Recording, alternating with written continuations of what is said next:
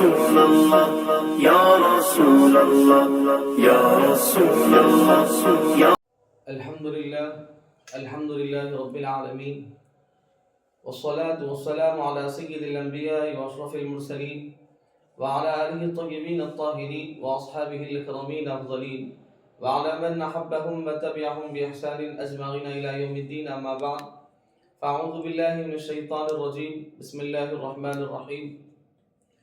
ان اللہ وملائکته یصلون علی النبی یا ایھا الذین آمنوا صلوا علیہ وسلموا تسلیما.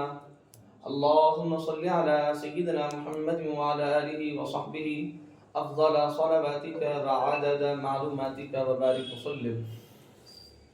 محترم و مکرم ناظرین اکرام، السلام علیکم ورحمۃ اللہ وبرکاتہ.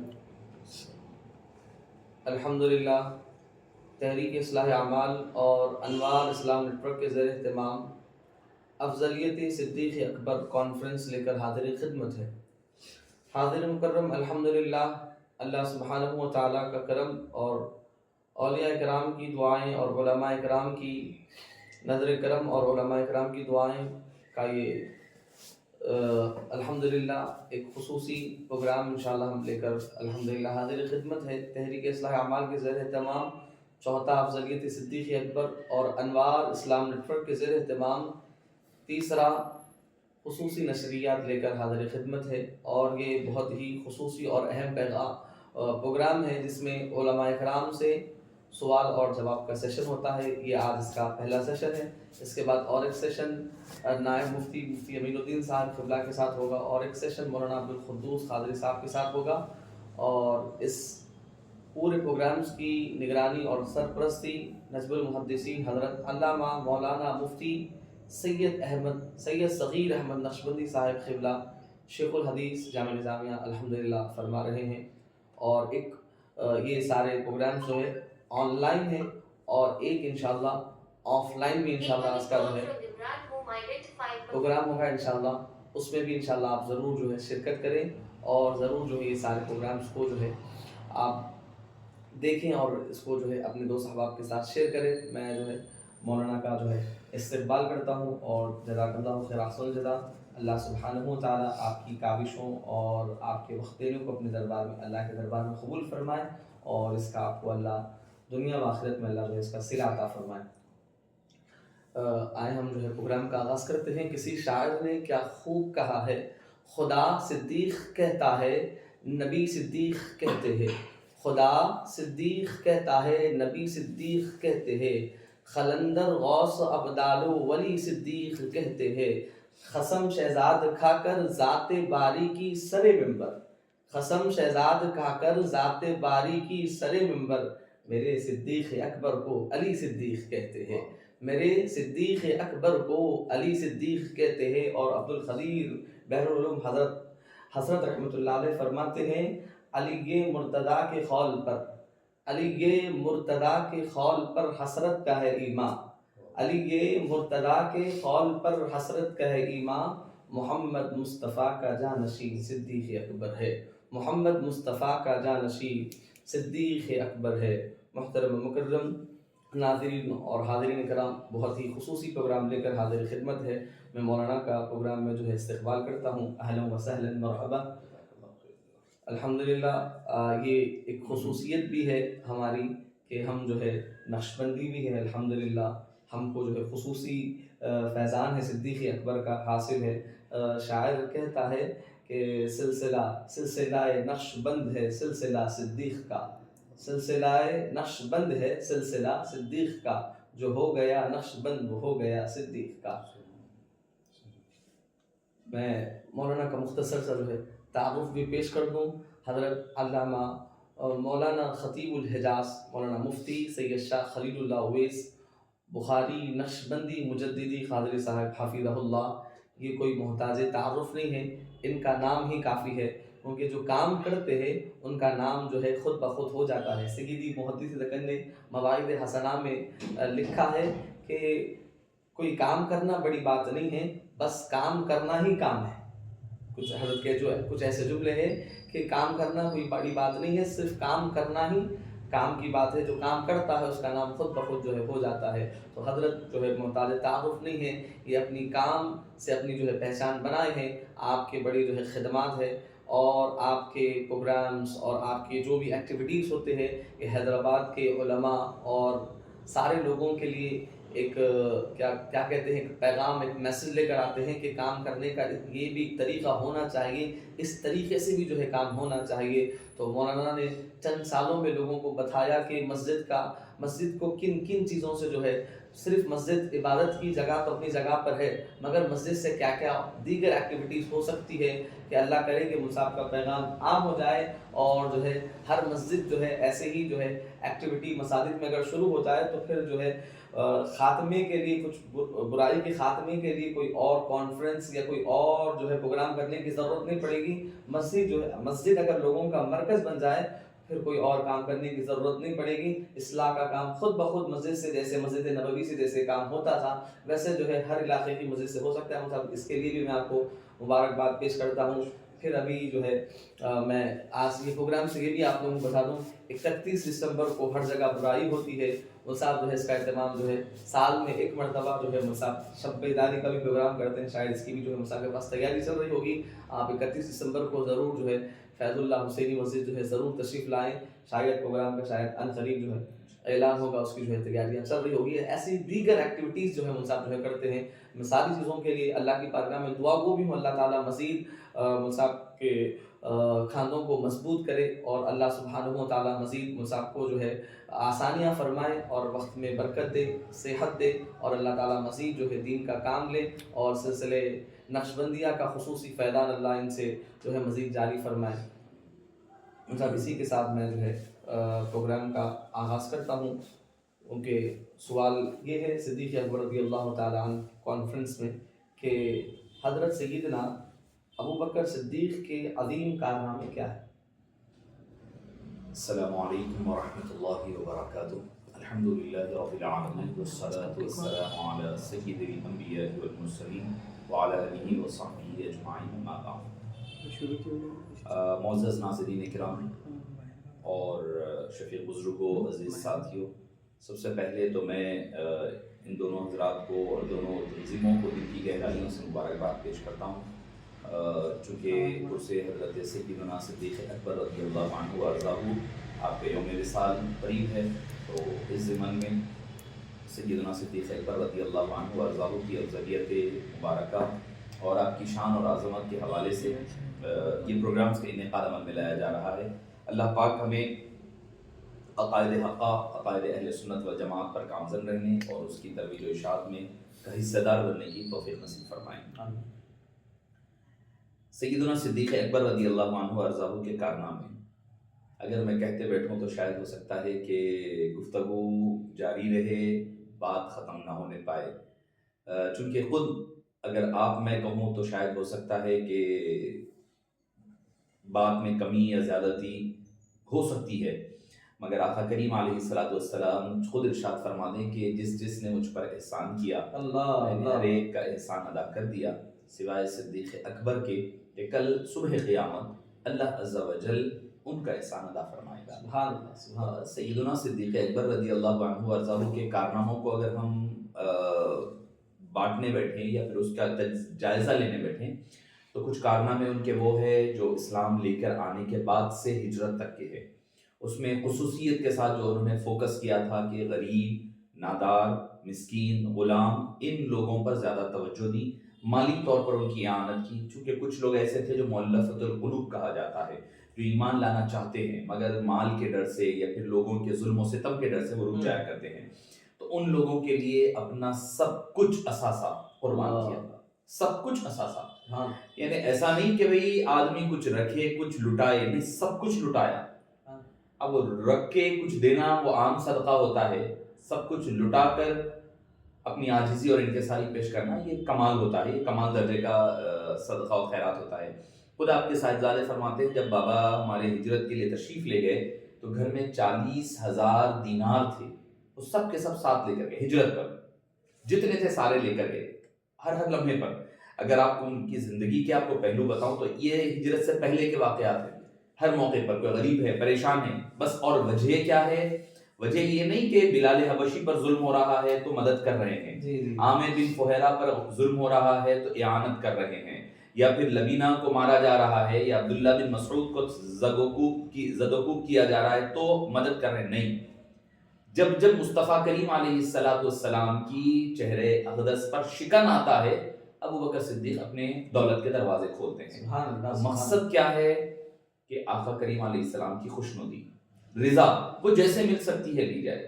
اپنی بیٹی اگر رات کے وقت اگر آپ کی بچی سمجھے، جوان بیٹی ہے، 20-22 سال کی لڑکی ہے، اگر باہر نکل جائے تو آپ بڑا پریشان ہو جاتے ہیں، بھائی بچی اکیلی کیسے جاتی ہے؟ وہ اکیلی بیٹی اسماء بنت ابی بکر رضی اللہ عنہا خود فرماتی ہے کہ 3 دن اور 3 راتیں گرم پکا کر تازے بکریوں کا دودھ نکال کر مصطفیٰ کریم، اور کتنا تقریباً 5 لاکھ فٹ ہے وہ، میں نے سنا ہے کہ کئی بہت اونچائی پر ہے، وہ اونچائی پر مرد حضرات کی ہمتیں ٹوٹ جاتی ہے، جبکہ آج آپ جاتے ہیں تو پانی کے بوٹلز رکھ لیتے ہیں، کھانے پینے کے سنیکس رکھ لیتے ہیں، جگہ جگہ جو ہے وہاں پر اسٹالز لگے ہوئے ہیں کھانے پینے کے، کئی تو وہ ہے کہ جو لکڑیاں پرووائڈ کرتے ہیں ٹیک کر چلنے کے لیے، وہاں کچھ نہیں ہے، تنہا جوان لڑکی ہے، صرف اس لیے ابو بکر صدیق، باپ پریشان ہو جاتا ہے، بیٹی اگر رات کے وقت نکل کر گھر جائے یا اکیلی جائے تو باپ پریشان، مگر یہ کیسا باپ ہے کہ اپنی بیٹی اتنی اونچائی پر آ رہی ہے گرم پکا کر، اس کے لیے جان کا خدشہ ہے کہ وہ خود گر جائے گی، کوئی جانور کھا جائے گا یا کوئی کفار پکڑ کر مار دیں گے، نہیں، کوئی فکر نہیں ہے، کیوں؟ مصطفیٰ کریم علیہ السلام کے لیے۔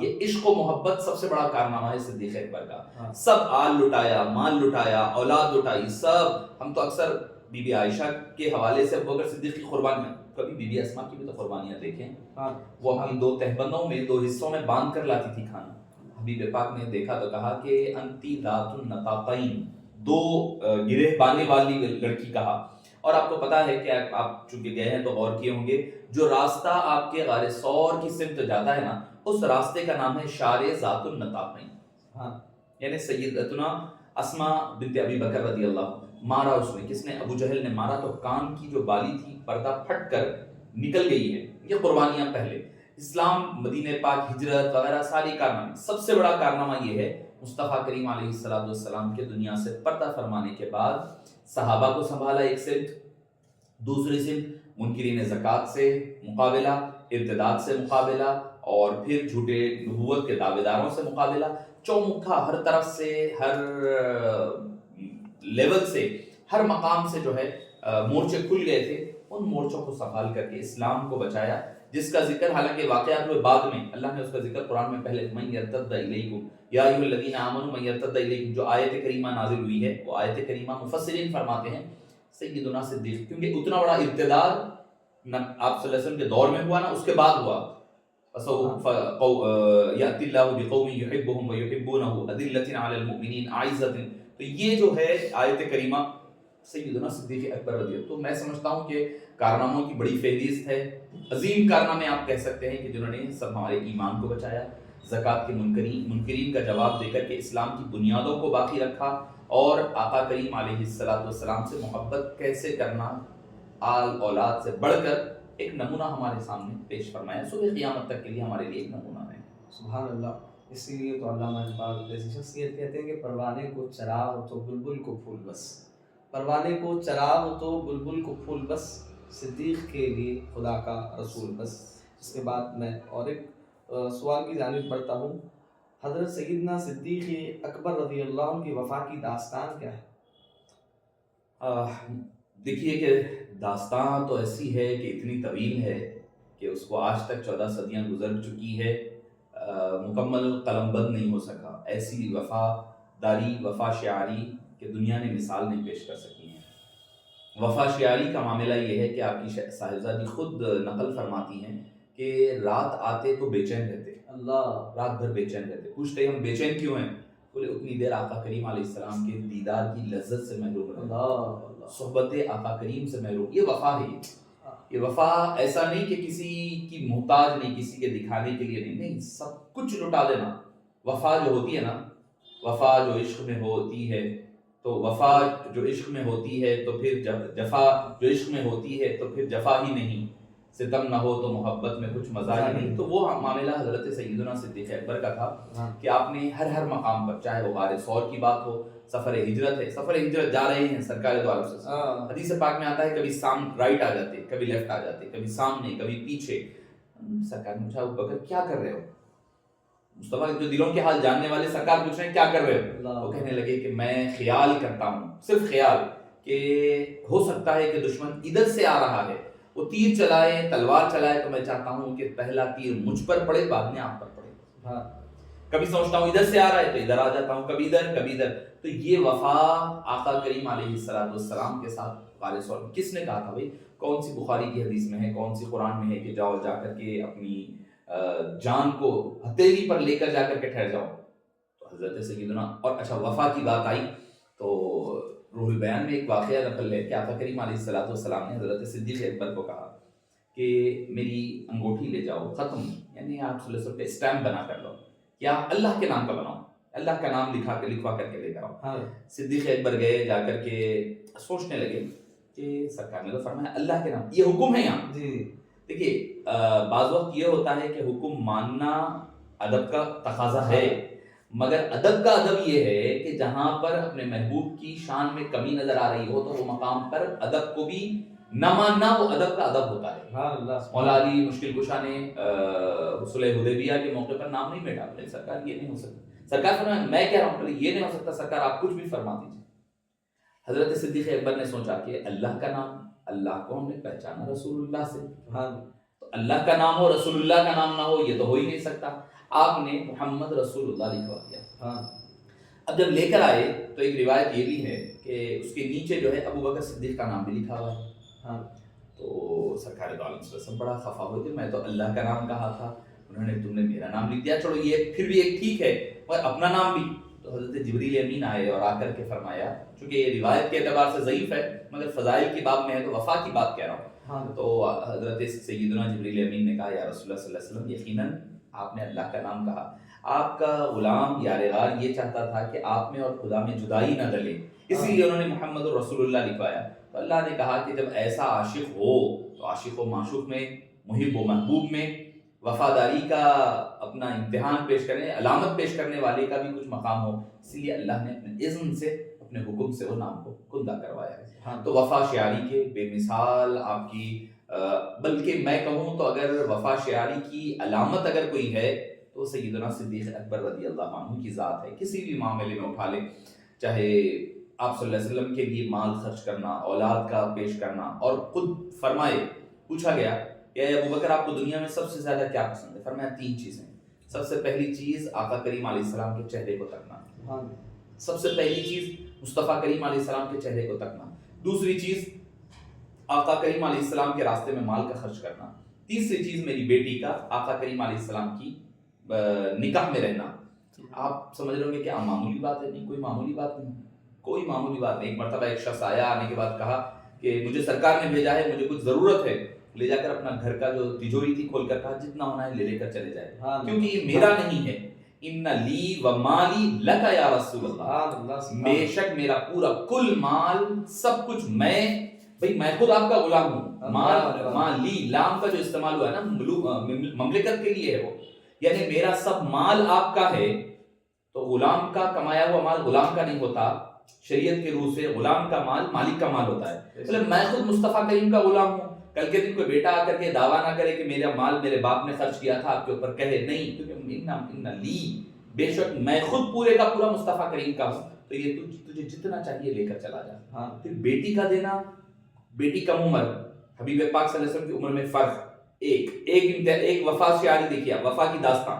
دوسری چیز یہ ہے کہ یہ بھی معلوم ہے کہ وصال کے بعد حضرت بی بی عائشہ کا کہیں نکاح نہیں ہوگا. النبی اولی بالمؤمنین من انفسہم وازواجہ امہاتہم. تیسرا معاملہ یہ ہے کہ وراثت بھی نہیں ملے گی، کم عمری میں بیوہ ہونے والی ہے بچی معلوم ہے، اس کے باوجود نکاح میں دینا اور فرمانا یہ مجھے دنیا میں سب سے زیادہ، تو یہ کوئی وفا شعار ہی کر سکتا ہے جس کے اندر کوٹ کوٹ کر وفاداری بھری ہوئی ہو، وہی شخص یہ کر سکتا ہے. سبحان اللہ. اس کے بعد ہم اور ایک سوال کی جانب بڑھتے ہیں کہ حضرت سیدنا صدیق اکبر رضی اللہ تعالیٰ عنہ کی شان بدبان مولا علی رضی اللہ عنہ. دیکھیے دراصل صحابہ کرام ہو یا اہل بیت اطہار ہو، اہل سنت کے لیے دونوں بھی مکرم، معظم، لائق احترام، لائق تکریم، لائق محبت و مودت کی شخصیات ہیں، اور ہمارے نزدیک دونوں شخصیات اہل بیت اطہار ہوں یا صحابہ کرام ہوں، یہ دونوں کے ذریعے سے ہمیں پہنچنا ہے مصطفیٰ کریم علیہ السلام کی دہلیز تک۔ ایسا نہ ہو کہ ہم صحابہ کے پاس جا کر رک جائیں، آگے نہ بڑھیں، ایسا نہ ہو کہ اہل بیت کے پاس جائیں، جا کر کے رک جائیں، آگے نہ بڑھیں، نہیں، دونوں کے ساتھ ہمارا تعلق ہے تو مصطفیٰ کریم علیہ السلام کی وجہ سے ہے۔ اگر مصطفیٰ کریم علیہ السلام ہیں تو دونوں ہیں۔ تو ماشاءاللہ سیدنا صدیق اکبر رضی اللہ عنہ اور اہل بیت اطہار میں بے شمار محبتیں اور مودتیں۔ آپ کے خود صاحبزادے حضرت محمد بن حنفیہ نے پوچھا آپ سے کہ اس کائنات میں، اس روئے زمین میں کون، مولا علی سے پوچھا جا رہا ہے، اور یہ بخاری کی حدیث پاک ہے، آپ بخاری شریف میں دیکھ سکتے ہیں، پوچھا کہ سب سے افضل کون ہے اس روئے زمین پر؟ فرمایا ابو بکر و عمر، ابو بکر اور عمر۔ ابو بکر، فرمایا ابو بکر، بولے ثم بعد، فرمایا فقال عمر۔ تو حضرت محمد فرماتے ہیں میں نے اس ڈر سے اس کے بعد افضل کون ہے نہیں پوچھا کہ کہیں آپ، اور بخاری کے الفاظ سے ہوں کہ آپ کہیں حضرت عثمان، چونکہ اس میں اختلاف ہے علماء کرام کا، شیخین کی افضلیت پر تمام کا اتفاق ہے، اب بعد میں جو ہے حضرت عثمان اور علی کے بارے میں اختلاف ہے، خود اہل سنت والجماعت کے کئی اکابرین میں اختلاف رہا ہے، مگر ہمارے پاس جو اکثریت نے کہا ہے جو ترتیب خلافت ہے وہ ترتیب فضیلت ہے ہمارے ہاں اکثریت کے اعتبار سے، مگر حضرت عثمان اور حضرت علی کے بارے میں اختلاف ہے۔ تو حضرت محمد فرماتے ہیں کہ میں اس لیے نہیں پوچھا کہ اس کے بعد، ثم بعد نہیں پوچھا میں نے، کہیں ایسا نہ ہو کہ حضرت عثمان کہیں، میں نے کہا پھر آپ، اس کے بعد تو آپ ہی ہوں گے، اس کے بعد تو آپ ہی ہوں گے افضل۔ تو آپ نے فرمایا میں تو بس جو ہے ایک امت مسلمہ کا ایک فرد، ایک شخص ہوں، یہ عاجزی اور انکساری، یہ عاجزی اور انکساری کے طور پر فرمایا ہے۔ تو خود حضرت مولا علی فرما رہے ہیں روئے زمین پر، یعنی کائنات میں سب سے افضل ترین، سب سے خیر والی شخصیت مولا علی رضی اللہ عنہ، خود فرما رہے ہیں ابو بکر صدیق، پھر عثمان، عمر فاروق رضی اللہ عنہ کی ذات ہے، بے شمار مقامات پر۔ فرمایا جب آپ کا وصال ہونے لگا، جب شہید ہونے لگے، آپ جب دنیا سے پردہ فرمانے لگے، فرمایا کہ آپ اپنے بعد کسی کو خلیفہ کیوں نامزد نہیں کرتے، ویسے ہی بغیر نامزد کیے جا رہے ہیں۔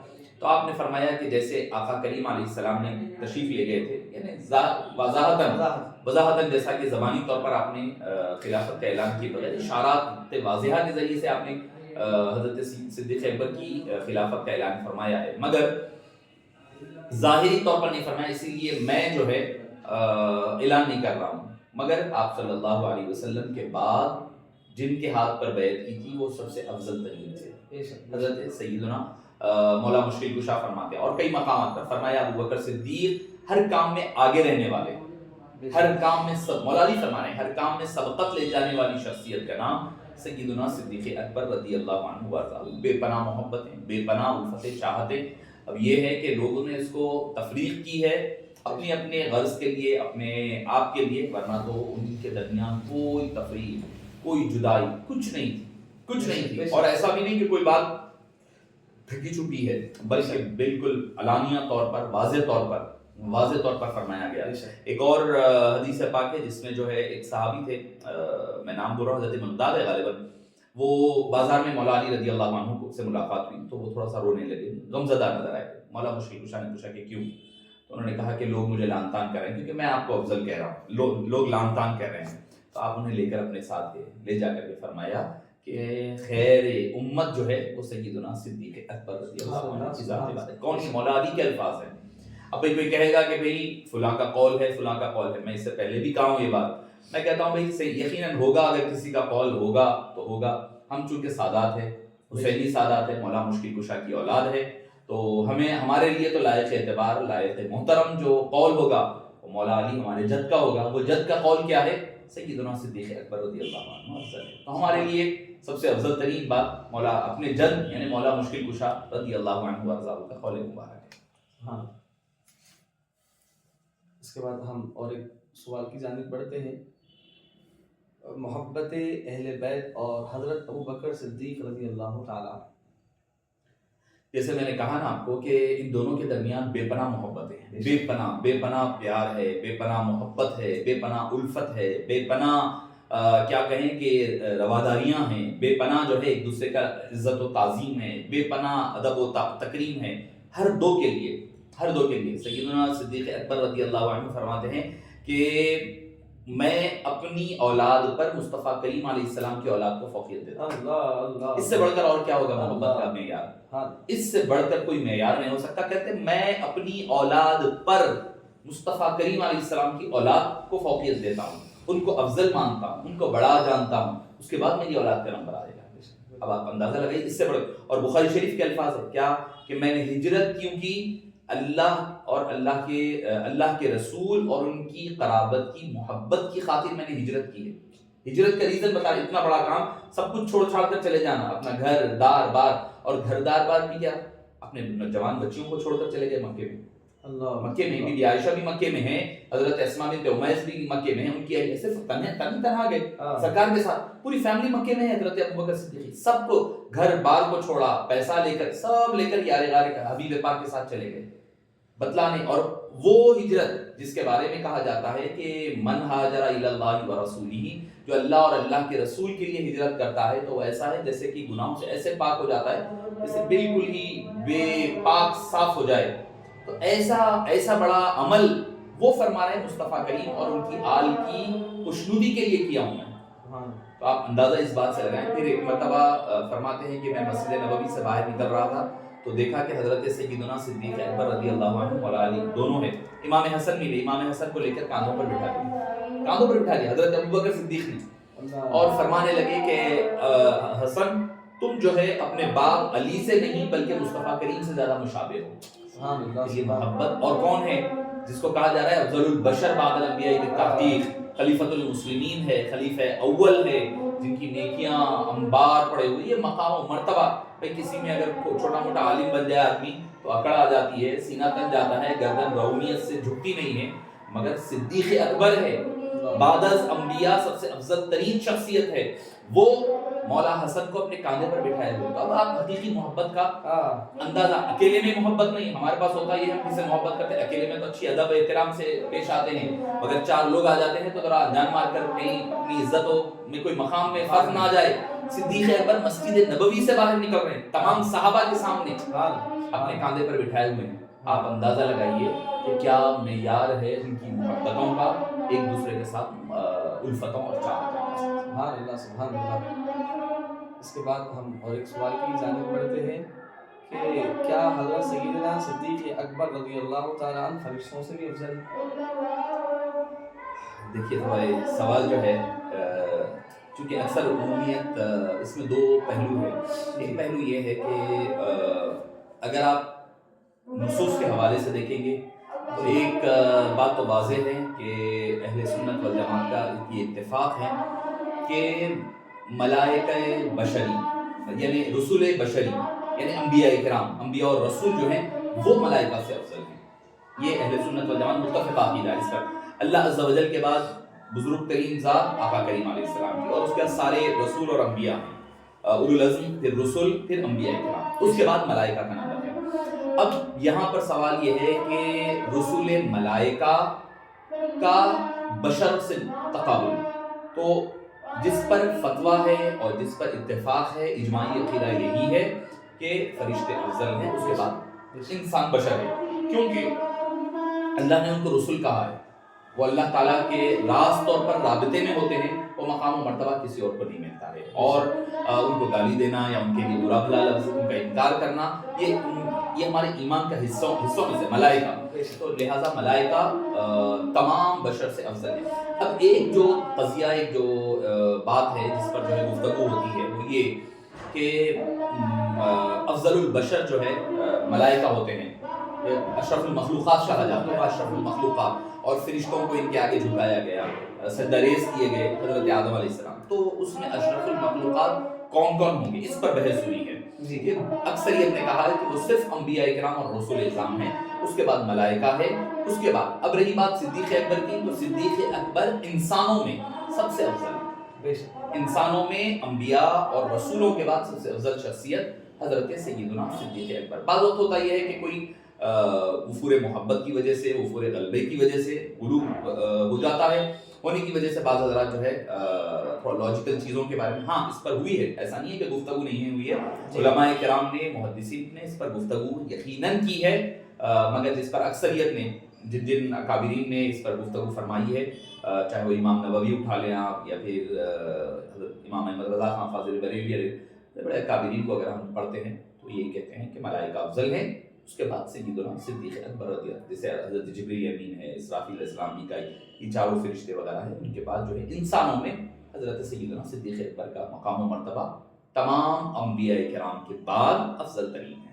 سبحان اللہ، سبحان اللہ، ماشاء اللہ۔ اور ایک سوال کی جانب ہم بڑھتے ہیں، ابھی فرشتوں کا سوال، اس کے بعد وہ واقعے کی جانب جو ہے سوال کرنا چاہتے ہیں کہ فرشتوں نے حضرت سیدنا صدیق اکبر رضی اللہ تعالیٰ عنہ کے جیسا لباس پہنا، جی اس کے متعلق شاید فرمائیں۔ جی وہ جو واقعہ ہے جو کتب احادیث میں ملتا ہے وہ واقعہ تبوک کے موقع پر، جی تبوک کے موقع پر ہوا یہ تھا کہ چونکہ پہلی مرتبہ رومن امپائر سے جنگ ہو رہی تھی تو اس کی تیاری زیادہ کرنی تھی، اور مسلمان اس وقت جو ہے خشک سالی کی وجہ سے بہت پریشان تھے، تو آقا کریم علیہ الصلوۃ نے ارشاد فرمایا کہ لا کر کے اپنے مال وغیرہ تقسیم کیا کرو، یعنی صدقہ دیا کرو، تو حضرت عثمان غنی نے بے حساب دیا۔ سیدنا ابو بکر صدیق رضی اللہ عنہ وارضاہ کہ چونکہ سب کچھ خیرات کر چکے تھے، کچھ نہیں تھا زیادہ، چھوٹی سی پوٹلی تھی وہ لے کر آئے، یہاں تک کہ روایتوں میں آتا ہے اپنا پہنا ہوا لباس بھی پہن لیا رکھ دیا تھا، اور خود ٹاٹ والا جو موٹا جو ہوتا ہے نا کھدری والا وہ پہن کر کے آقا کریم علیہ السلام کی خدمت اقدس میں حاضر ہوئے، اور وہ پیش فرمایا تو حبیب پاک صلی اللہ علیہ وسلم نے بڑی محبتوں کا اظہار فرمایا، اور سب سے پوچھ رہے تھے کہ کیا لائے، حضرت ابو بکر صدیق کو کہا کہ ما ترکت لأہلی، کہ تم نے اپنے گھر والوں کے لیے کیا چھوڑا ہے، تو بہرحال ایسا خوبصورت ترین ان کا وفا شعاری داستان، یہ بھی وفا شعاری کی ہے۔ اس کے حوالے سے ایک روایت ملتی ہے کہ آپ صلی اللہ علیہ وسلم نے دیکھا کہ جبریل امین اور دوسرے فرشتے آئے ہوئے ہیں اور وہ وہی لباس پہنے ہوئے ہیں جو صدیق اکبر پہنے ہیں، یعنی یہ بتلانے کے لیے کہ جس صدیق نے اپنے محبوب کی محبت کے لیے سب کچھ لٹا کر کے یہ لباس پہنا ہے، تو اللہ کو وہ اتنا پسند آیا کہ اللہ تعالیٰ نے وہ حکم دیا کہ تم بھی وہی لباس زیب تن کر کے آقا کریم علیہ السلام کی خدمت میں جائیں۔ تو شاید غالباً اسی واقعے کی طرف آپ کا سوال تھا، تو یہ واقعہ کتب احادیث میں ملتا ہے کہ چونکہ دیکھیے روایات کے اعتبار سے بعض وقت کوئی روایت کمزور یا ضعیف ہو سکتی ہے، مگر ہمارا جو اکابرین نے روایت کو ضعیف کہا ہے، انہی اکابرین نے کہا ہے کہ فضائل اعمال میں ضعیف روایت قابل قبول ہوتی ہے۔ سبحان اللہ، سبحان اللہ۔ کسی شاعر نے کیا خوب کہا ہے کہ مرتبہ صدیق کا ہے یہ سید، ہر فضیلت کے وہ جامع ہیں نبوت کے سوا، ہر فضیلت کے وہ جامع ہیں نبوت کے سوا۔ اس سیشن کا پہلا حصہ جو ہے مکمل ہوتا ہے انشاءاللہ۔ اب دوسرا حصہ اس کا مولانا زید عالم صاحب جو ہے انشاءاللہ اس کو کنٹینیو کریں۔ السلام علیکم ورحمۃ اللہ وبرکاتہ۔ الحمد للہ رب العالمین، والصلاة والسلام علی اشرف الانبیاء والمرسلین وعلى آلہ الطیبین الطاہرین الاکرمین افضلین ومن تبعهم بإحسان الى یوم الدین، اما بعد، فاعوذ باللہ من الشیطان الرجیم، بسم اللہ الرحمن الرحیم، والذی جاء بالصدق وصدق به اولئک هم المتقون، صدق اللہ مولانا العظیم۔ حضرات، ماہ صدیق اکبر رضی اللہ تعالیٰ عنہ کا یہ مہینہ چل رہا ہے۔ خلیفہ اول سیدنا صدیق اکبر رضی اللہ تعالیٰ عنہ کا وصال کبھی تھے، اور اسی کے متعلق ہم انوار اسلام نیٹ ورک اور تحریک اصلاح اعمال، یہ دونوں چینلز کے ذریعے خصوصی نشریات رکھی گئی ہیں، جن میں خاص طور پر سوال و جواب کے ہم نے 3 اس بار سیشنز رکھے ہیں، جس میں سب سے پہلے نائب مفتی امین صاحب اس کا سیشن کریں گے، دوسرا خلیل اللہ اویس بخاری صاحب کریں گے، اور اس کے بعد مولانا عبد القدوس قادری صاحب اس کا پارٹ 3 کریں گے، اور اس کے سرپرستی نجم المحدثین حضرت علامہ مولانا حافظ سید صغیر احمد نقشبندی صاحب شیخ الحدیث جامع نظامیہ اس پورے پروگرام کی سرپرستی فرما رہے ہیں۔ اور آج جو ہمارے ساتھ موجود ہے، جیسا کہ اس سے قبل ہمارے دوست نے کہا کہ تعارف محتاج نہیں ہے، لیکن رسمی طور پر جو شخص ہمارے ساتھ موجود ہے وہ حضرت علامہ مولانا हाफिज़ डॉक्टर सैयद शाह खलीलुल्लाह उवैस बुखारी नक्शबंदी साहब कामिल फ़िक़्ह जामी निज़ामिया और director Abul Fida Islamic research centre हमारे साथ मौजूद हैं। मैं आपका फिर एक बार मेरी तरफ से खैर मक़दम करता हूँ। अल्लाह आपके तमाम कामों को कबूल फरमाएँ। हज़रात, सबसे पहले तो हम ये इस शेर के साथ आगे बढ़ते हैं। अल्लामा इक़बाल का शेर है कि परवाने को चराग़ है बुलबुल को फूल बस, सिद्दीक़ के लिए है खुदा का रसूल बस।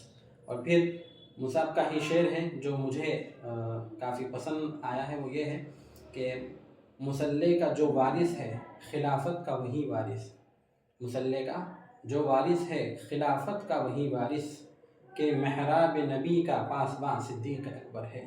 और फिर मुसाब ने लिखा है जो मुझे काफ़ी पसंद आया है, क़ब्र में साथ आका के उठेंगे साथ महशर में, क़ब्र में साथ आका के उठेंगे साथ महशर में, यहाँ सिद्दीक़ अकबर है वहाँ सिद्दीक़ अकबर है। हाँ, मुसाब आपके कलम की दाद देनी पड़ेगी कि जिस तरह आपने कहते हैं कि फिलफोर जो आप अशआर लिखते हैं वो एक काबिल तारीफ़ है। अल्लाह आपके इसी तरह कलम में ताकत अता फरमाए।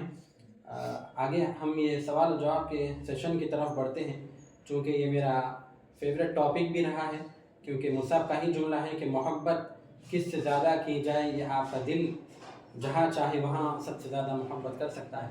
तो मैं अगर ये कहूँ तो भूलू नहीं होगा कि मेरे अगर फेवरेट टॉपिक या मैं सबसे ज़्यादा अगर किसी से मोहब्बत करता हूँ तो हज़रत सैयदना सिद्दीक़ अकबर रज़ी अल्लाह तआला अन्हु की ज़ात मुबारक है। मुसाब, आइए बिना किसी मैं आपसे पहला सवाल ये करता हूँ सर, क्या अबू बकर सिद्दीक़ और उमर रज़ी अल्लाह तआला अन्हुम अजमईन का ख़मीर जन्नत से उठाया गया था? बिस्मिल्लाहिर्रहमानिर्रहीम। फिर एक मरतबा आप हज़रात को इस सेशन की मुबारकबाद देते हुए अपने सवाल जो किया है उसकी तरफ आता हूँ।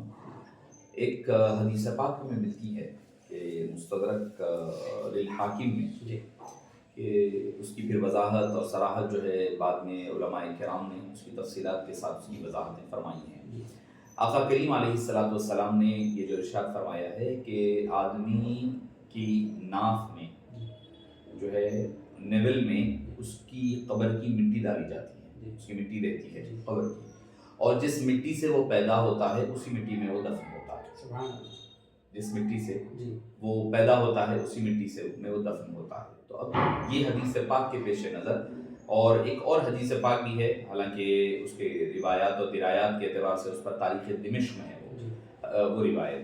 ये जो मैं रिवायत अर्ज़ कर रहा हूँ इसमें बतलाया गया कि शारीहीन हदीस फरमाते हैं कि अब अंदाज़ा लगाइए आका करीम अलैहिस्सलाम की जहाँ तदफीन हो रही है उससे मुत्तसिल क़ब्र मुबारक हज़रत सिद्दीक़ अकबर और फ़ारूक़ आज़म। सुभान अल्लाह। तो जो हदीस पाक है मुस्तफ़ा करीम अलैहिस्सलाम का जो ख़मीर मुबारक जिससे कि अल्लाह ने आपका नूरानी, वो भी नूरानी है जी आपकी, देखिए नूरानियत तो नूरानियत है ही है, रूहानियत नूरानियत होती है हर एक की नूर नूर से बनी हुई है, मगर आका करीम अलैहिस्सलाम का मामला ऐसा है कि आपका बशरी लिबादा भी नूरानियत से बना हुआ है।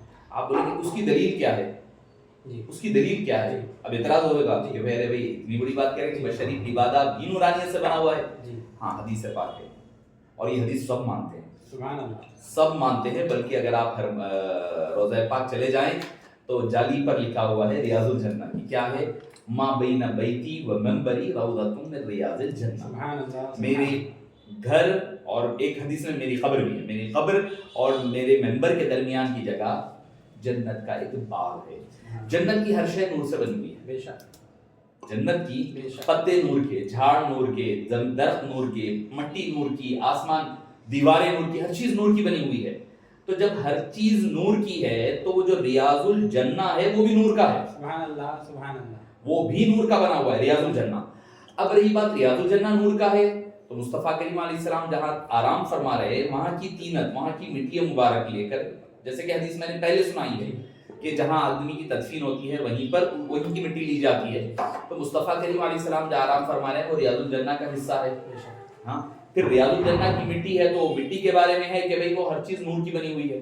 तो हबीब पाक का जसदे मुबारक बशरी जो लिबादा है अल्लाह ने उसको भी नूरानी मिट्टी से बनाया। सुभान अल्लाह, सुभान अल्लाह। अब रही बात उससे मुत्तसिल मिट्टी जिसमें सिद्दीक़ अकबर आराम फरमा रहे, फारूक आज़म आराम फरमा रहे, तो تو وہ بھی مٹی جنت ہی کی مٹی ہے، جنت ہی کا ریاض الجنہ کا خمیر ہوا ہے۔ ایک اور حدیث پاک ہے، اس کے بارے میں اختلاف بہت زیادہ ہے، بعض نے تو اس کو ضعیف، بعض نے اس کو موضوع بھی کہا ہے، جس شاید اس کی طرف آپ کا اشارہ ہے کہ فرمایا گیا کہ میں، ابو بکر اور عمر ایک مٹی سے بنائیں گے۔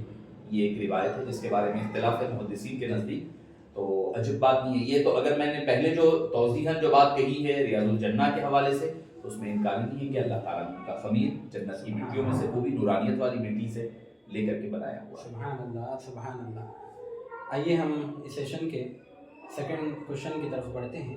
سر یہ فرمائیے گا، آپ اس میں جواب بھی ان لوگوں کو دے دیجیے جو اپنی دکانوں کو چلانے کے لیے یا اپنی جیبوں کو بھرنے کے لیے یہ کام کر رہے ہیں۔ میں آپ کو چاہوں گا کہ آپ اس پہ آپ خود اپنی طرف سے جواب فرمائیں کہ خلیفہ اول حضرت صدیق اکبر رضی اللہ تعالیٰ عنہ سے بغض رکھنے والوں کو آپ قرآن و حدیث سے بھی اور آپ اپنے پرسنل سے بھی جواب عنایت کریں۔ دیکھیے کہ کوئی مومن تو صدیق اکبر سے بغض نہیں رکھ سکتا، سبحان اللہ، کوئی مومن نہیں رکھ سکتا، کوئی اناد اور بغض اور دشمنی نہیں رکھ سکتا۔ صدیق اکبر سے دشمنی کرنا راست اللہ اور اللہ کے رسول سے دشمنی اور راست، کیونکہ آپ عقیدۃ الطحاوی پڑھے ہوئے ہیں، آپ کو جانتے ہیں عقیدۃ الطحاوی میں ہمارا عقیدہ کیا لکھا ہوا ہے۔ عقیدہ یہ ہے کہ صحابہ کے بارے میں عمومیت کے ساتھ صحابہ کی بات کہے تو من سب اصحابی فقط سبنی ومن سبنی فقط سب اللہ، کہ جو میرے صحابہ کو گالی دے گا وہ مجھے گالی دے گا،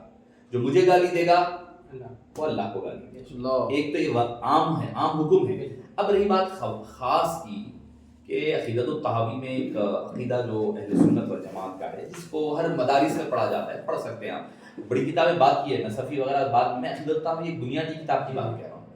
اس میں لکھا ہے کہ وہ صحابی جن کا ذکر یقینی طور پر قرآن کریم میں آیا ہے، ان کے بارے میں لب کشائی کرنا، ان کی، یا جیسے سیدنا صدیق اکبر کی صحابیت قرآن سے ثابت ہے، اذ قال لصاحبہ، اگر ان کی صحابیت پہ سوال اٹھانا آدمی کو کافر بنا دیتا ہے، سیدھا مطلق بغیر کوئی فتوے کے ڈائریکٹلی کافر ہوتا ہے۔ بی بی عائشہ رضی اللہ عنہا کی عفت و طہارت پر کوئی اگر انگلی اٹھائے ڈائریکٹلی کافر ہو جائے گا۔ حضرت زید جن کا نام قرآن میں فلما قضى زید منها، ان کا انکار کرے وہ آدمی کافر ہو جائے گا۔ تو یہ تو ہمارے عقیدے کا حصہ ہے کہ جن کا ذکر یقینی طور پر قرآن کریم کا حصہ ہے، اس حصے کے بارے میں آپ زبان درازی کرے، آدمی راست کافر ہوتا ہے، کیونکہ قرآن کا انکار ہے۔ کیونکہ میں نے ابھی تھوڑی دیر پہلے کی بات کہی تھی کہ ملائکہ افضل کیوں ہیں، کیونکہ ملائکہ کے اوپر جو عقیدہ اور ایمان ہے وہ قرآن کا حصہ ہے، قرآن میں کہا گیا ہے۔ تو انسان کی بشریت افضلیت کے بارے میں جو ہے عام لوگوں کی، انسانوں کی، اس کے بارے میں تو قرآن میں نہیں ہے، کیونکہ قرآن نص اول ہے۔ جب اس میں حضرت صدیق اکبر کا جا بجا صحابیت، تو کسی نے انکار نہیں کیا ان کی صحابیت کا۔ اگر کسی کی صحابیت کا اگر قرآن اعتراف کرتا ہے تو سوائے صدیق اکبر کی کسی کی صحابیت کا اعتراف، تنہا صدیق اکبر کی صحابیت کا ذکر قرآن کریم ہے۔ دوسروں کے اپنے فضائل ہیں، اس سے میں انکار نہیں کر رہا ہوں، بات چونکہ میری عادت ہے کہ جب بات گفتگو جس عنوان پر، جس گفتگو جس موقع پر ہو، ٹاپک پر ہو، اسی پر کی جائے۔ تو صدیق اکبر رضی اللہ عنہ اذ قال لصاحبہ لا تحزن ان اللہ معنا، حبیب پاک صلی اللہ علیہ وسلم خود فرما رہے ہیں اگر کوئی، میں کسی کو اپنا دوست بناتا، میں نے تو اللہ کو اپنا دوست بنا لیا ہے، اگر میں کسی کو دوست بناتا تو صدیق اکبر کو بناتا، صدیق اکبر کو بناتا۔ تو بے شمار آپ سے بغض اب آپ سے بغض رکھنا کیا ہے؟ اللہ سے بغض ہوگا، اللہ کے رسول سے بغض ہوگا، قرآن کریم سے بغض ہوگا۔ آدمی کے ایمان کا اعتبار ہی کیا ہوگا؟ آدمی کے ایمان کا اعتبار ہی کیا ہوگا؟ اور میں نے کہا نا کہ مومن کیا ہے، وہ کون ہے؟ کوئی ایک شاعر ہے کہ نام آنے سے ابو بکر و عمر کا لب پر تو بگڑتا ہے، وہ تو پہلو میں سلائے ہوئے۔ اب بھئی آقا کریم، اچھا آپ مانتے ہیں کہ مصطفیٰ کریم علیہ السلام کا ہر عمل، آپ اختیارات والے ہیں، صاحب اختیار ہے، عالم الغیب، اللہ نے علم غیب آپ کو عطا فرمایا ہے، اختیارات عطا فرمائے۔ اگر نعوذ باللہ من ذالک جو لوگ، ویسے تو اہل سنت والجماعت میں نے سمجھتا کہ اللہ ماشاء اللہ اگر کوئی ہو تو ہو، چونکہ دوسرے جو طبقات ہے جو دوسرے عنوانات کے تحت ہوں گا، اختلاف ہو سکتا ہے، مگر جو اہل سنت والجماعت کہتے ہیں وہ صدیق اکبر رضی اللہ عنہ کے بارے میں ان کا کسی کا اختلاف نہیں ہے، بلکہ اہل تشیع شیعہ حضرات وغیرہ ہے، ان حضرات کا صدیق اکبر سے اعتراض ہوتا ہے۔ اب اعتراض اگر ان کا ہے تو ذرا یہ دیکھنا ہوگا کہ حبیب پاک اپنے پہلو میں جس کو سلا رہے ہیں کیا اس کو کوئی ایسی معمولی شخصیت ہو سکتی ہے؟ کوئی ایسی معمولی شخصیت؟ تو اب بغض رکھنا کس سے ہوگا؟ آپ اندازہ لگائیے، مصطفیٰ کریم کی پسند، چوائس پر آپ کا اعتراض ہوگا. آپ کا اعتراض صرف صدیق اکبر پر نہیں رکے گا. آپ مصطفیٰ کریم کی چوائس ہے، وہ پہلو میں سلائے ہیں. باضابطہ ایک روایت تو ٹھیک ہے اعتراض ہوگا روایت کے اعتبار سے، مگر کہ جب ان کا جنازہ رکھا گیا، کہا گیا کہ اگر میں مر جاؤں تو ذرا جنازہ رکھا جائے. جب رکھا گیا تو کہا گیا کہ حبیب کو حبیب کے پاس پہنچاؤ. مصطفیٰ کریم راست طور پر ان کا انتخاب فرمائے ہیں، ہر چیز کے لیے انتخاب فرمائے ہیں. تو اب اس کے علاوہ تو کوئی اور کوئی کرتا ہے تو ایسا ہے کہ آسمان پر تھوکنا ہے. اگر وہ آسمان پر تھوک رہا ہے تو اپنے چہرے پر تھوک دے گا.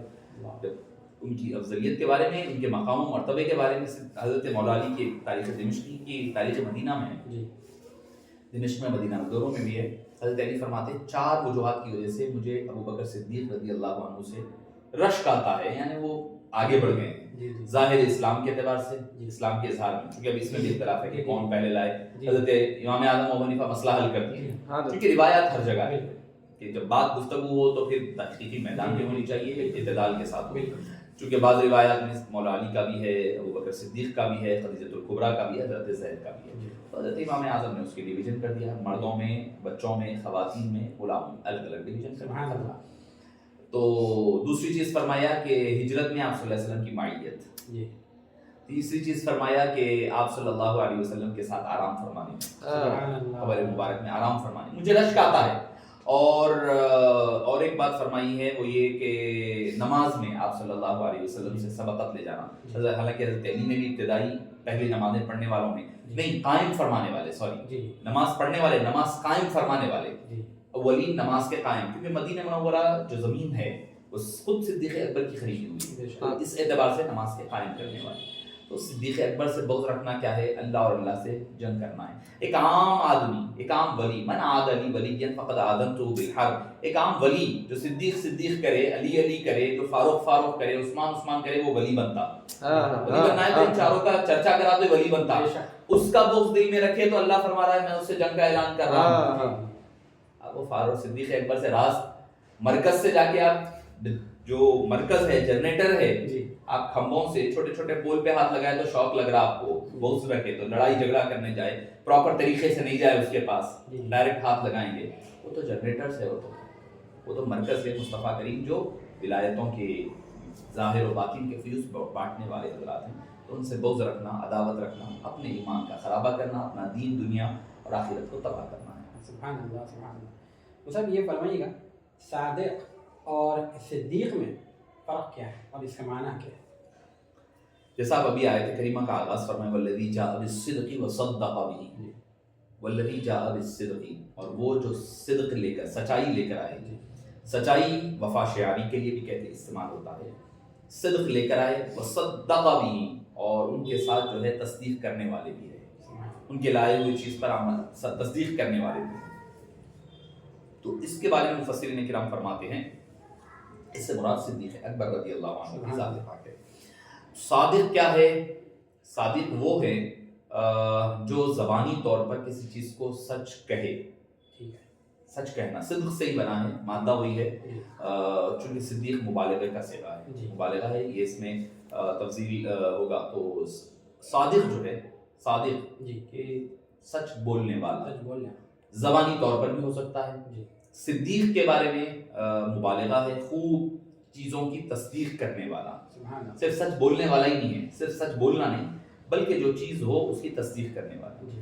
دوسرا اس میں فرق یہ ہو سکتا ہے کہ صادق زبانی طور پر سچ بولنے والا، اور صدیق زبان کے ساتھ ساتھ عملی طور پر بھی اس چیز کی تصدیق کرنے والا، ویریفائی کرنے والا. اور صادق جو ہے، جو چیز احکام ہے سامنے نظر آ رہے، شریعت مطہرہ جو ہے سامنے دیکھ کر کہے یہ سچ ہے، قرآن ہے، حدیث ہے، وغیرہ وغیرہ، سچ کہنے والا. صدیق وہ ہے جو ان کی زبان سے نکل جائے تو خدا اس کو شریعت بنا دے. سبحان اللہ. صادق وہ جو شریعت ہے اس کے مطابق چلنے والے. میں ایک ذوق کی بات کے طور پر کہہ رہا ہوں، صدیق وہ جو کہہ دے. کئی مرتبہ ہو ہے صدیق اکبر نے کوئی مشورہ دیا، کوئی بات کہی، اللہ تعالیٰ نے ان کی زبان کے مطابق احکام نافذ فرمائے، احکام نازل فرما دیے. اللہ کا شکر ہے، جیسے فیروز صاحب نے کہا کہ ہم نقشبندی ہے تو ہمیں جو سلسلہ ملا ہے اس میں صدیق بھی ہے، ہمارے پاس صادق بھی ہے، سبحان اللہ صدیق اکبر بھی ہے، جعفر صادق بھی ہے، سبحان اللہ اور الحمدللہ اور اتفاق سے دونوں کا حضرت امام جعفر صادق فرماتے ہیں ولدنی ابو بکر مرتین، مجھے ابو بکر نے 2 مرتبہ تولد کیا ہے، کیونکہ آپ کے والد کی طرف سے بھی جو سلسلہ جا رہا، والدہ آپ کی جو والدہ ہے وہ بھی صدیق اکبر کی اولاد میں سے ہیں، حضرت ام فروا سے ہوتے ہوئے چل رہا ہے، ادھر جو ہے آپ کا جو ننیال ہے وہ بھی جو ہے سیدنا صدیق اکبر رضی اللہ عنہ امام محمد وغیرہ سے ہوتا ہوا آ رہا ہے، اسی لیے فرماتے ولدنی ابو بکر مرتین، صدیق اکبر جو ہے رضی اللہ عنہ کے ساتھ جو نسبتیں ہیں وہ صدیق اکبر کی بھی نسبتیں ہیں، صادق جعفر صادق کی بھی ہے۔ اب اس میں یہ نہ کوئی یہ نہ سمجھے کہ میں جو صادق اور صدیق کی جو بات کہہ رہا تھا کمپیریزن، اس سے مراد امام جعفر صادق نہیں ہے، بلکہ ایک عام لفظ تھا صادق اور صدیق کا، ان دونوں کی وضاحتیں ہو رہی تھی، اس میں مقام و مرتبہ صدیق اکبر رضی اللہ عنہ کا واضح کرنا مقصود رہا ہے۔ سبحان اللہ سبحان اللہ۔ آئیے ہم اس سوال کے سیکنڈ لاسٹ کوشچن کی طرف پڑھتے ہیں۔ صاحب قرآن اور صاحب قرآن کی زبانی حضرت ابو بکر صدیق رضی اللہ تعالیٰ عنہ کے فضائل۔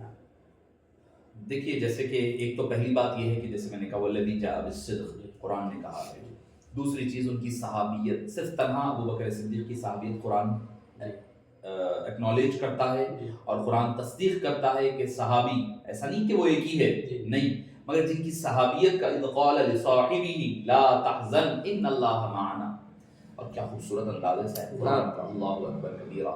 آپ دیکھیے کہ حضرت موسیٰ علیہ السلام گفتگو کر رہے ہیں اپنی قوم سے، جس میں حضرت ہارون بھی شامل ہے، سب ہے۔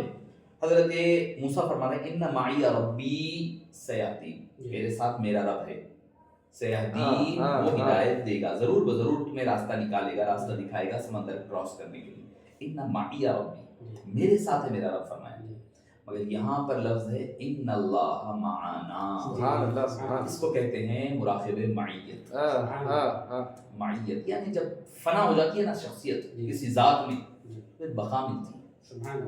ایک کوئلہ ہے، کوئلے کو آپ جو ہے آگ میں ڈالیں، جلے گا جلے گا جلے گا، جلنے کے بعد، جلنے سے پہلے کوئلے کا نام تھا، کوئلے کی پہچان تھی، کوئلے کی کا کلر تھا، ایک اس کی آئیڈینٹی تھی، جب وہ آگ میں گیا ختم ہو گئی آئیڈینٹی، نام ختم، کلر ختم، رنگ ختم، شخصیت ختم، ذات ختم، سب مٹ گیا۔ اب کیا ہے تھوڑی دیر کے بعد وہ بھی ایک آگ کا انگارہ بن گیا، آگ بولیں گے اس کو، آگ کوئلہ نہیں بولتا کوئی بھی چیز، پھر سوکھے گا، ٹھنڈا ہوگا، پھر کالا ہوگا تو کیا ہے کہ کہے کوئی، مگر اب جو سچویشن ہے نا اس کو پھر آگ کہیں گے، آپ کوئلہ نہیں کہتے کوئی۔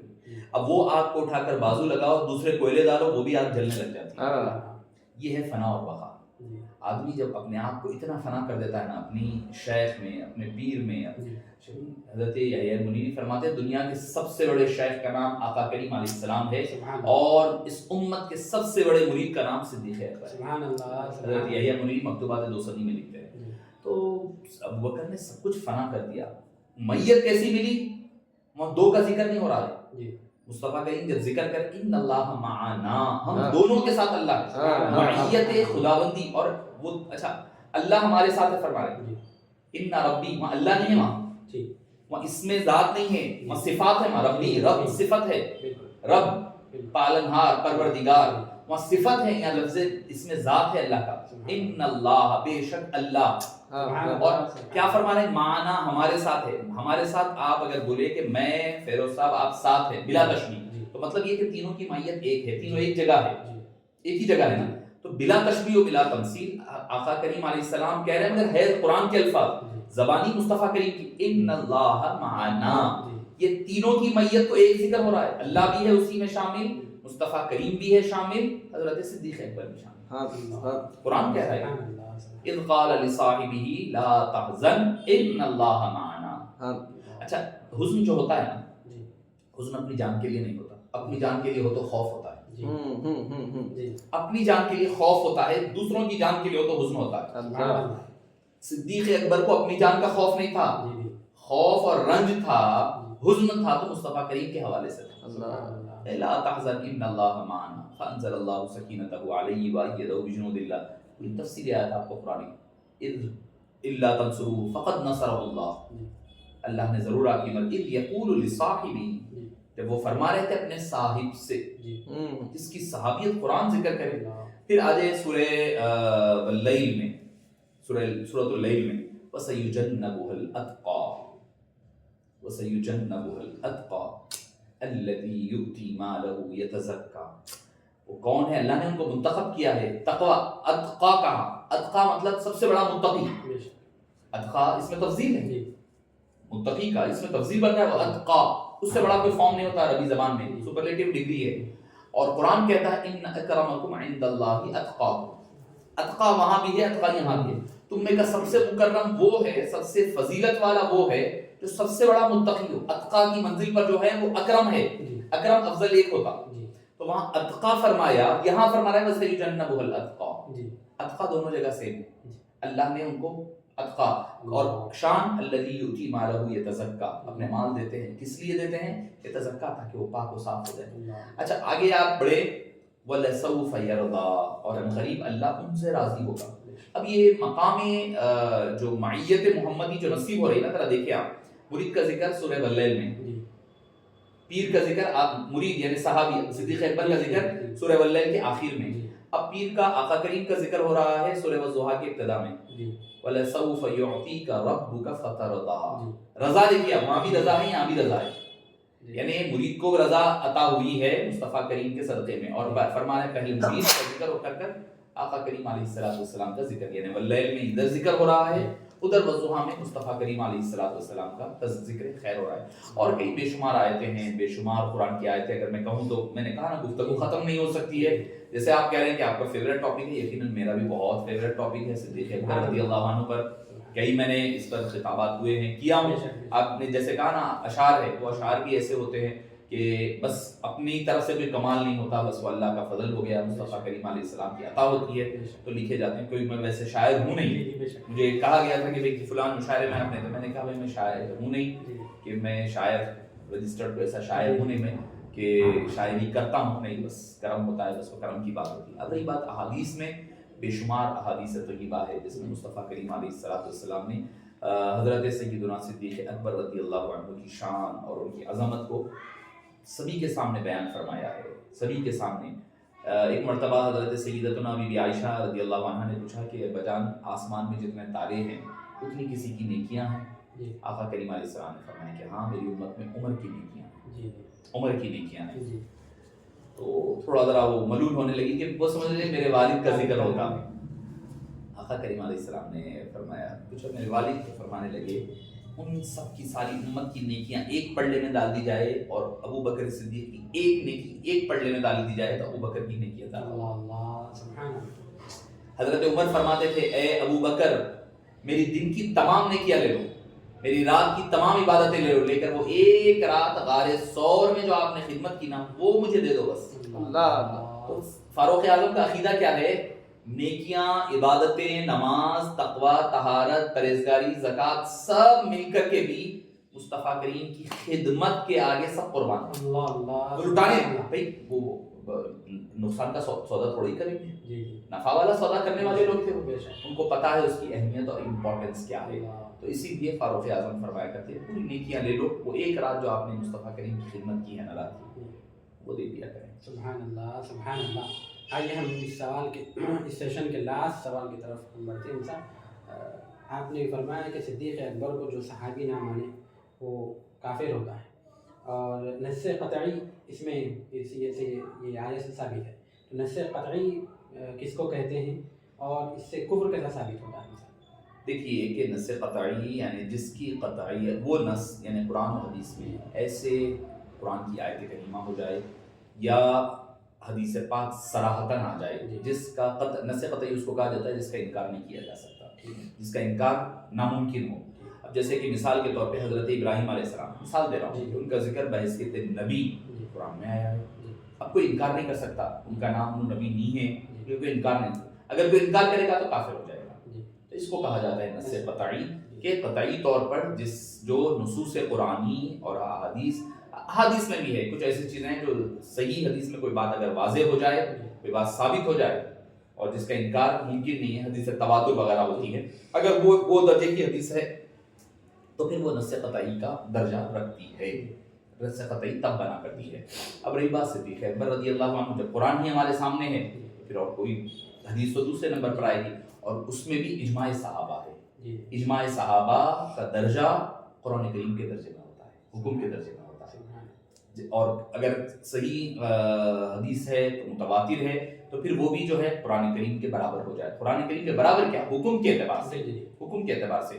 اور اس کے مخالف اگر کوئی حکم لانا ہے تو پھر اتنی اسٹرانگ حدیث لانا پڑے گا, اتنی. جیسے ایک مثال دیتا ہوں میں آپ کو, قرآن کریم کہہ رہا ہے کہ اذا قمتم الى الصلاة فاغسلوا وجوهكم وايديكم الى المرافق وامسحوا برؤوسكم وارجلكم الى الكعبين.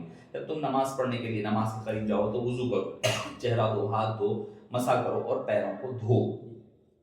وہ ارجلکم یعنی فاغسلوا ارجلکم ہے, وہ معنی واو عاطفہ ہے. تو وہاں پر حکم دیا جا رہا ہے پیر دھویا جائے. اب پیر دھونا یہ نص قطعی سے ثابت ہے, حکم ہے قرآن کا. اب جو ہے اس کا حکم کہ اگر آپ مختلف ہے, مثال کے طور پر خف پہنتے آپ, قرآن میں خف کا حکم نہیں ہے, قرآن میں تو پیر دھو ہے. اب اس کے لیے آپ کو حدیث متواتر ہونی پڑے گی جو لا کر کے پیر دھونے کے حکم کے برابر کوئی ایسا شے ہو. یعنی خف پہن رہے ہیں آپ چمڑے کے, خف پہن کر آپ مسح کر رہے ہیں تو اتنے لیول کی حدیث لانا پڑے گا, برابری, حکم کے برابری یا حکم کے امینڈمنٹ کے لیے. اب جو حضرات اس پہ ساکس پہ مسح کر لیتے ہیں, نیلون وغیرہ یہ ساکس پہ, ان کو چاہیے کہ اتنی اسٹرانگ حدیث لائے پہلے. جو حدیث وہ پیش کرتے ہیں وہ حدیث خود ضعیف ہے, وہ حکم سے, وہ ضعیف حدیث سے لا کر کے آپ قرآن کا درجہ نہیں توڑ سکتے. وہ بھی کپڑے کے بارے میں, وہ بھی دبیس کپڑے کی بات ہو رہی ہے, یہ نیلون کے ساکس کی بات کرتے ہیں. تو ایک سمجھانے کے لیے آپ کو ایک نص قطعی کا جو موازنہ ہوتا ہے حدیثوں میں, تو حدیث بھی پھر اس درجے کی, اعلیٰ درجے کی ہونا, ورنہ تو قرآن کریم سے جو چیز ثابت ہوتی ہے اس سے ہم نص قطعی کہتے ہیں, اس کا انکار آدمی کو کافر بنا دیتا ہے. اللہ اکبر.